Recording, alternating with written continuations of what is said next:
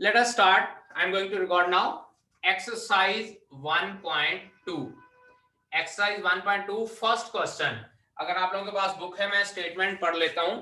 Show that function f from r star to r star to r star given by fx is equals to 1 by x is 1 1 and onto. ये show करना है कि ये function 1 1 भी है और onto भी है.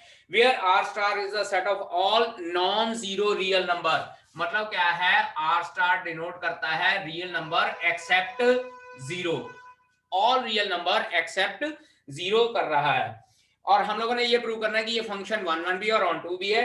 और उसके साथ कहा है is the result true if the domain r star is replaced by n with co-domain remains the same. अब ये बात हम लोग बाद में करेंगे, पहले फर्स्ट पार्ट इसका चेक कर लेते हैं कि ये गिवन फंक्शन जो है 1 1 फंक्शन है और ऑन टू फंक्शन है या नहीं है. सो सॉल्यूशन करते हैं. सबसे पहले हम लोग लिखते हैं फॉर 1 1 फंक्शन. फॉर 1 1 बेटा आप ONE लिख सकते हैं या इस तरह से भी आप लोग 1 1 लिख सकते हैं. For 1 1 let fx1 is equals to fx2. मैंने कल भी बताया था fx1 is equals to fx2 consider कीजिए. It implies 1 over x1 is equals to 1 over x2. Cross multiply कर लेते हैं दोनों साइड से, तो हमारे पास x1 is equals to x2 आ जाता है. Because fx1 is equals to fx2, it implies हम लोगों ने प्रूव कर दिया कि x1 is equals to x2 है. Hence function is 1 1 function. इसका मतलब हमारा जो फंक्शन है वो 1 1 फंक्शन है.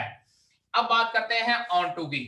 फॉर ऑन टू मैंने कहा था put fx is equals to y. Put fx is equals to y, यानी कि 1 by x की वैल्यू हमारे पास क्या आ जाएगी, y. अब यहां से हम लोगों ने x की वैल्यू निकालनी होती है इन टर्म्स ऑफ y. तो यहाँ पे x की वैल्यू क्या हो जाएगी, x is equals to 1 by y. इसके बाद प्लस वन क्लास का डोमेन एंड रेंज का कंसेप्ट यूज करके हम लोग फाइंड आउट करते हैं रेंज. और रेंज हमारी पुत्र जी क्या आ जाती है, ऑल रियल एक्सेप्ट जीरो. मतलब क्या है कि यहाँ पे जीरो नहीं हम लोग पुट कर सकते. तो x की वैल्यू कुछ भी आ सकती है. पॉजिटिव पुट करेंगे y की वैल्यू पॉजिटिव आ जाएगा, नेगेटिव पुट करेंगे नेगेटिव आ जाएगा. लेकिन किसी केस में यहाँ पे x की वैल्यू जीरो नहीं आएगी. और जीरो नहीं आएगी तो इसका मतलब रेंज क्या हो जाएगी, ऑल रियल एक्सेप्ट जीरो.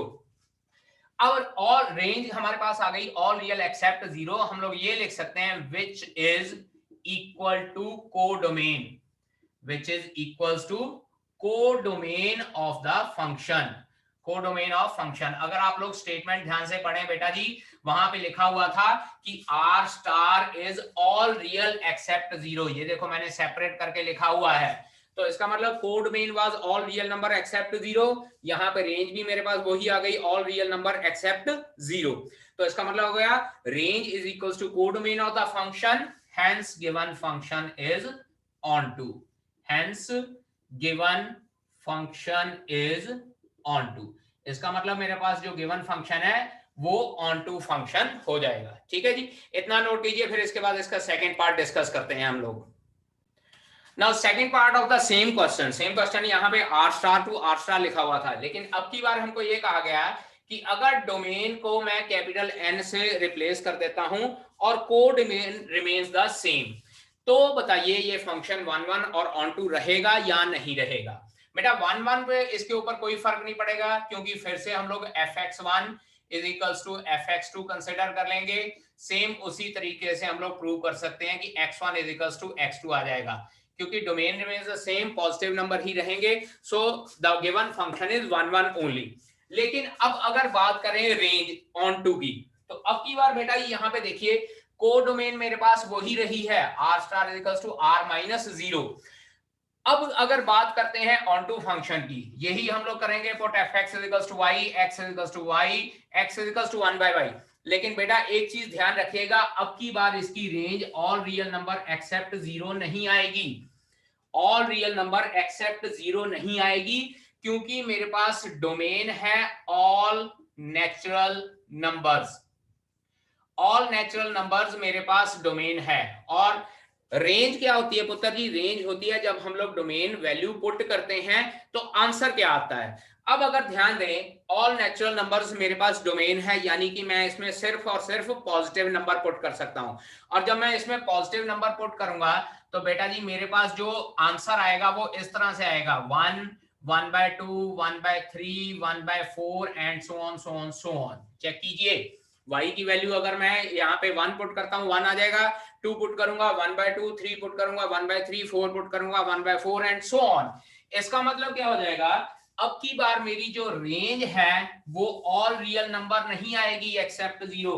बेटा ऑल रियल नंबर एक्सेप्ट 0 का मतलब होता है पॉजिटिव नंबर भी हो सकते हैं और नेगेटिव नंबर भी हो सकते हैं। लेकिन यहाँ पे मेरे पास जो x = 1/y आ रहा है, it means range is equals to, range of this function is all positive real numbers, all positive real numbers except 0। यानी कि मेरे पास r पॉजिटिव एक्सेप्ट 0 आएगा answer, all positive numbers accept 0। और ऑल पॉजिटिव नंबर्स एक्सेप्ट 0, लेकिन यहाँ पे मेरे पास range क्या गिवन है, all real numbers. All real number में तो नेगेटिव नंबर भी होते हैं, यहाँ पे तो सिर्फ हम लोग all positive real number accept 0 कर सकते हैं। therefore range is not equals to codomain. जो रेंज है वो कोडोमेन के इक्वल नहीं है, hence given function is not onto। तो अब की बार गिवन फंक्शन जो है वो onto नहीं है।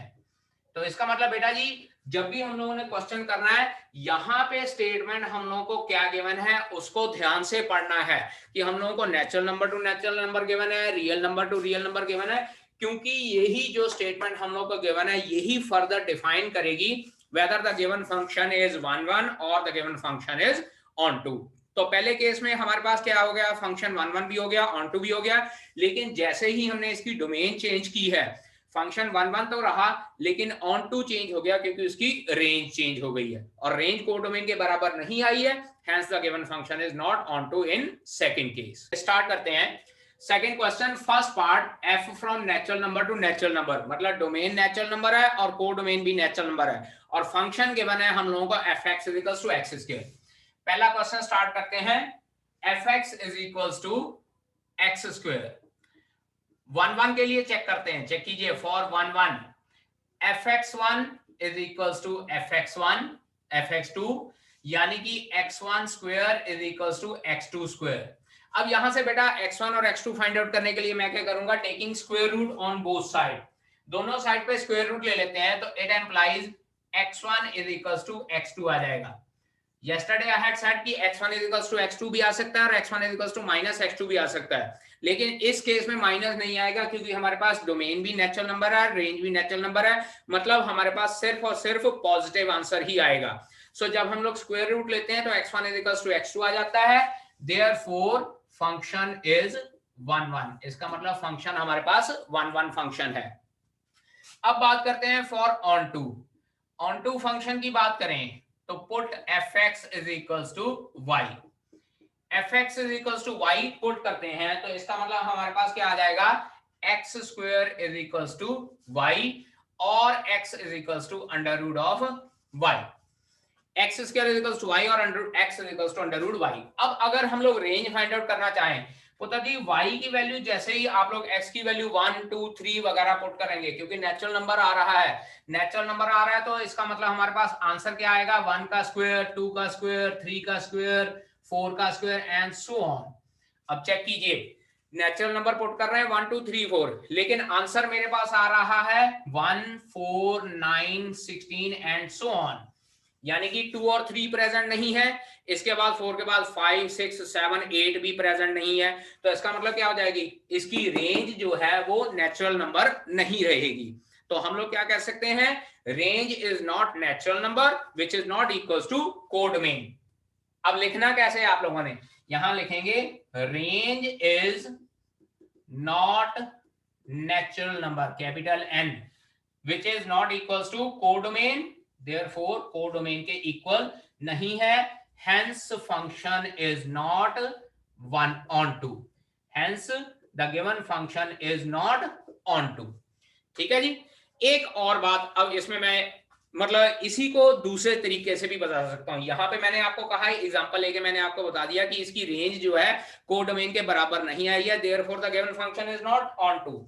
अब अगर हम लोग एग्जांपल नहीं लेना चाहते हैं तो अब देखिए यहां से कैसे किस तरह से सॉल्व करेंगे। यहाँ पे see here x square is equals to y आया तो x is equals to under root y, x is equals to under root y क्या आ जाएगा, रेंज क्या हो जाएगी, ऑल पॉजिटिव रियल नंबर। अगर यहां से हम लोगों ने फाइंड आउट करना चाहेंगे तो ऑल पॉजिटिव रियल नंबर है, अंडर रूट में हमारे पास 1 भी आ रहा है, under root 2, under root 3, under root 4 and so on real number आ रहा है। अब की बार इसकी रेंज क्या हो जाएगी, रियल नंबर, लेकिन कोडोमेन कितनी है, नेचुरल नंबर। और नेचुरल नंबर और पॉजिटिव रियल नंबर दोनों डिफरेंट होते हैं, so therefore the given function is not on to.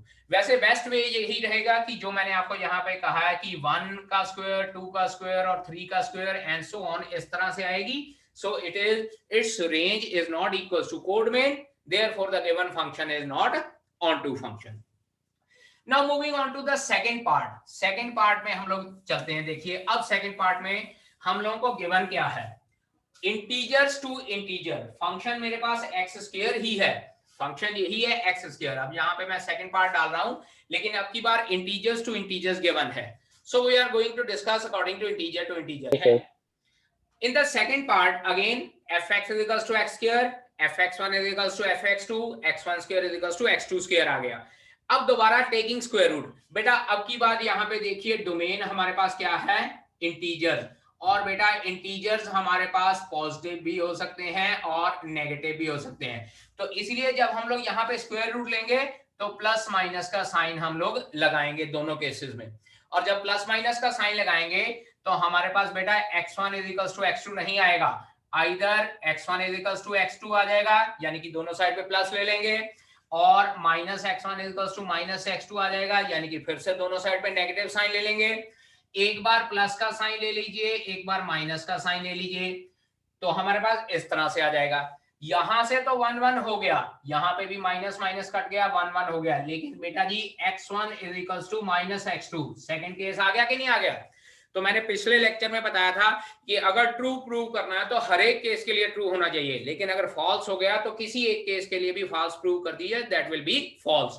तो अब यहाँ पे x1 is equal to x2 दो केसेस में तो आ रहा है, लेकिन एक केस में आ गया x1 is equal to minus x2, तो हम लोग लिख सकते हैं therefore given function is not 1 1, given function is not 1 1, तो ये फंक्शन हमारे पास 1 1 नहीं रहेगा। ठीक है जी। अब इसके बाद बात करते हैं ऑन टू की।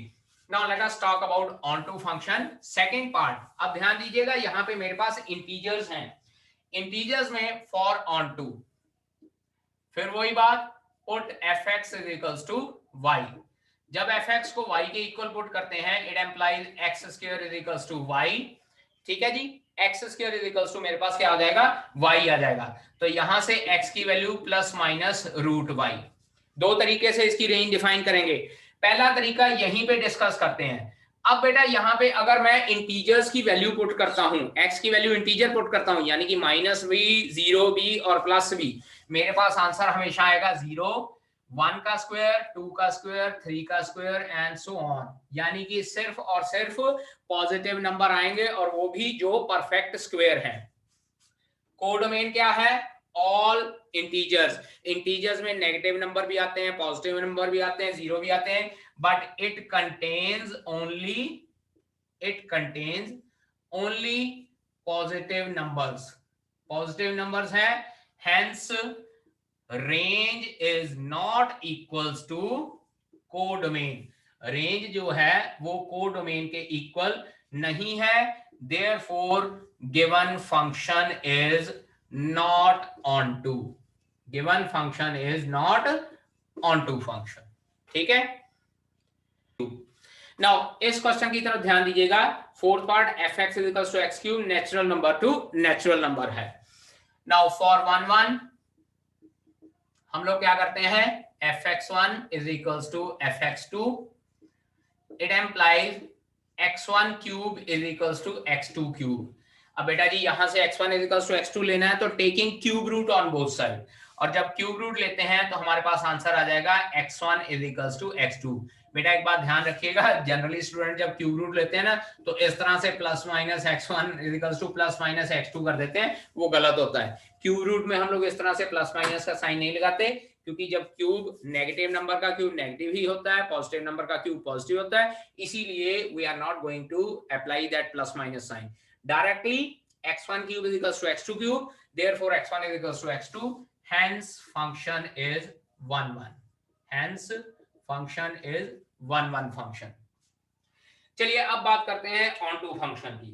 तो ऑन टू फंक्शन में फॉर ऑन टू इस तरह से लिखेंगे, for onto fx is equals to y put करते हैं, यानी कि x cube is equals to y, तो यहां से x की वैल्यू क्या आती है, y रेज पर 1/3।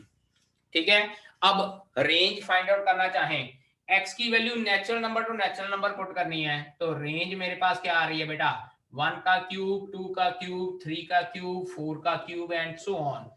और जब ये इस तरह से 1 का क्यूब, 2 का क्यूब, 3 का क्यूब करते हैं, 1 के बाद मेरे पास 2 3 4 5 6 7 ये नंबर रिमूव्ड है, क्योंकि 1 के बाद 8 आ रहा है, उसके बाद 27, मतलब 8 के बाद 9 10 11 12 एंड सो ऑन, बाकी के सारे नंबर्स मिसिंग हैं। और अगर नंबर मिसिंग है तो range is not equals to codomain, range यहाँ पे कोडोमेन के इक्वल नहीं है। सो देयरफॉर, क्योंकि कोडोमेन नेचुरल नंबर्स है और यहाँ पे काफी सारे नेचुरल नंबर्स मिसिंग हैं, range is not equal to codomain, therefore the given function is not an onto function। fx is equals to x cube, but this time real number to real number है मेरे पास, same वही fx1 is equals to fx2, x1 cube is equals to x2 cube, x1 is equals to x2 हो जाएगा, therefore the given function is 1 1 function। अब अगर बात करें onto के लिए, तो अब यहाँ पे हम लोग क्या कहेंगे, रियल नंबर हमारे पास इसकी डोमेन है और रेंज भी हमारे पास रियल नंबर ही आएगी। यहां पे बेटा इसकी रेंज रियल नंबर ही रह जाएगी, रियल नंबर, क्योंकि अगर पॉजिटिव नंबर पुट करूंगा तो पॉजिटिव नंबर आंसर आएगा, नेगेटिव नंबर पुट करूंगा तो नेगेटिव नंबर आएगा। पिछले वाले में मैंने सिर्फ पॉजिटिव नंबर पुट किया था क्योंकि नेचुरल नंबर गिवन था, लेकिन अब की बार मुझे डोमेन रियल नंबर है, means to say I can put positive number, I can put negative number, I can put zero also. तो range is equals to real number, why, because corresponding, इस तरह से हम लोग लिखेंगे, because corresponding to each value of x, each value of x, we have different value of y, different value of y, तो therefore given function is onto। या इसको हम लोग इस तरह से भी लिख सकते हैं, corresponding to each value in y we are having a pre-image in x, इस तरह से भी लिख सकते हैं, corresponding to each value of y we are having pre-image in x।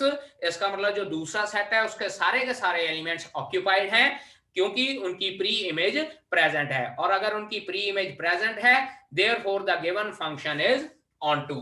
hence हम लोग यहां पे लिख सकते हैं, hence range of f is equals to codomain, therefore given function is onto, given function is onto function in this case। जब f from real number to real number हो जाएगा और fx is equals to x cube हो जाएगा। Now I am going to discuss third question। Third question में बेटा कहा है, prove that the greatest integer function f from capital R to R given by fx is equals to gentex। बेटा याद कीजिए +1 class में इस तरह से ब्रैकेट में हम लोगों ने फंक्शन लिखा था और उसको जिंटेक्स बोलते हैं। जिंटेक्स का मतलब greatest integer function of x। हम लोगों ने ये प्रूव करना है कि ना तो ये फंक्शन 1 1 है और ना ही ये फंक्शन ऑन टू है। अब पहले थोड़ा सा मैं रिकैपिचुलेट करके बता देता हूं कि what do you mean by this greatest integer function. Greatest integer function का बेटा मतलब होता है, नंबर लाइन के अकॉर्डिंगली मैं डिफाइन करके बताता हूं, this is -∞ to ∞, this is 0 1 2 and this is -1 -2। अब ग्रेटेस्ट इंटीजर फंक्शन होता है कि अगर तो हम लोग इंटीजर पुट कर रहे हैं तो इंटीजर ही आंसर आएगा, मींस टू से f of 1 इसका मतलब हो जाएगा 1 और इसका answer 1। f of 2 is equals to 2, answer comes out to be 2. f of -1, that is -1, and again its answer is -1. f of -2, answer is -2 is equals to -2, यानी कि integer put कर रहे हैं तो इंटीजर ही आएगा, लेकिन कहीं मैंने f of 1.5 पुट कर दिया है, यानी कि जो इंटीजर नहीं है, तो उसका मीनिंग होता है, इसकी डेफिनेशन के अकॉर्डिंगली ग्रेटेस्ट इंटीजर फंक्शन मतलब होता है कि इस नंबर के लेफ्ट हैंड साइड पे सबसे बड़ा इंटीजर। अब चेक कीजिए 1.5 यहां पे है, तो इसके लेफ्ट हैंड साइड पे सबसे बड़ा इंटीजर क्या है, मेरे पास आंसर 1 आ रहा है, तो 1.5 का आंसर क्या हो जाएगा 1। सिमिलरली f of 1.9 कंसीडर करूं, f of 1.9 कितना आंसर आ जाएगा, फिर से 1, क्योंकि 1.9 यहां पर होगा, उसके लेफ्ट साइड पे ग्रेटेस्ट इंटीजर इज 1। और अगर मैं f of -1.2 करना चाहूं, -1.2 बेटा जी यहां होएगा, और इसके लेफ्ट साइड पे इंटीजर क्या हो जाएगा -1.2, लेफ्ट साइड पे इंटीजर है -2। तो इसका मतलब क्या हो जाएगा, चेक कीजिए, मैं जब भी वैल्यू पुट कर रहा हूं मेरे पास आंसर हमेशा इंटीजर आ रहा है, और ये देखिए ये दो वैल्यूज के लिए मेरे पास आंसर सेम आया। इसका मतलब मैंने एग्जांपल दे दिया आप लोगों को कि दो वैल्यूज के लिए आंसर सेम आ रहा है, तो इसका मतलब ये फंक्शन 1 1 नहीं है। और उसके बाद चेक कीजिए, यहां कोड मेन है ऑल रियल नंबर, लेकिन मेरे पास आंसर हमेशा ही इंटीजर की फॉर्म में आ रहा है, इसका मतलब codomain is not equals to the range of the function, hence given function is not an onto function. अब इसको हम लोगों ने लिखना किस तरह से है, चेक कीजिए, लिखते वक्त यहाँ पेपर में जब क्वेश्चन आ जाए, then how we have to write down, यहां पे लिखेंगे for 1 1 function, for 1 1 since there are infinite numbers between any two integers, कोई भी दो इंटीजर्स ले लेते हैं हम लोग, और उनके बीच में हमारे पास इनफाइनाइट नंबर्स होते हैं। यहाँ पे चेक कीजिए 1 और 2 के बीच में we are having infinite number. 9th class में जब हम लोग नंबर लाइन पे रिप्रेजेंट करते थे, याद कीजिए कि कितने भी हमारे पास डिजिट आ जाए वो कहीं ना कहीं रिप्रेजेंट हो जाते हैं दो कंसेक्टिव इंटीजर्स या नेचुरल नंबर्स के बीच में। तो इसका मतलब अगर दो इंटीजर्स की बात करें, उनके बीच में हमारे पास इनफाइनाइट नंबर्स होते हैं which are having same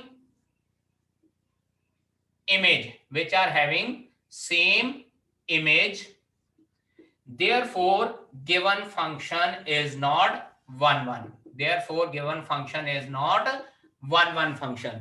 अब अगर इसके बाद आप एग्जांपल लिखना चाहते हैं, फॉर एग्जांपल इस तरह से हम लोग लिख सकते हैं, एग्जांपल 1.2 का आंसर मेरे पास 1 आता है, 1.3 का आंसर भी 1 आता है, 1.4 का आंसर भी 1 आता है, therefore there are different numbers which are having same image, hence the given function is not 1 1 function। अब इसके बाद बात करें फॉर ऑन टू, इसमें भी हम लोगों को fx equals to y put करने की जरूरत नहीं है, जस्ट थ्योरेटिकल आंसर दे देना हम लोगों ने। We will write here the range of जिंटेक्स, इसका शॉर्ट फॉर्म में डायरेक्टली मैं इस तरह से लिख रहा हूं, रेंज ऑफ जिंटेक्स इज ऑलवेज इंटीजर्स, क्योंकि जो भी मेरे पास आंसर आ रहा है वो हमेशा इंटीजर्स की फॉर्म में आ रहा है, which is not equals to codomain, which is not equal to codomain of the given function, codomain के बराबर नहीं है। कोडोमेन क्या है हमारे पास, all real number, which is not equals to codomain of the function, hence given function is not onto, hence given function is not onto function। ठीक है पता जी, इसका मतलब हमारे पास ये गिवन फंक्शन जो है ना तो 1 1 फंक्शन है और ना ही ऑनटू फंक्शन है।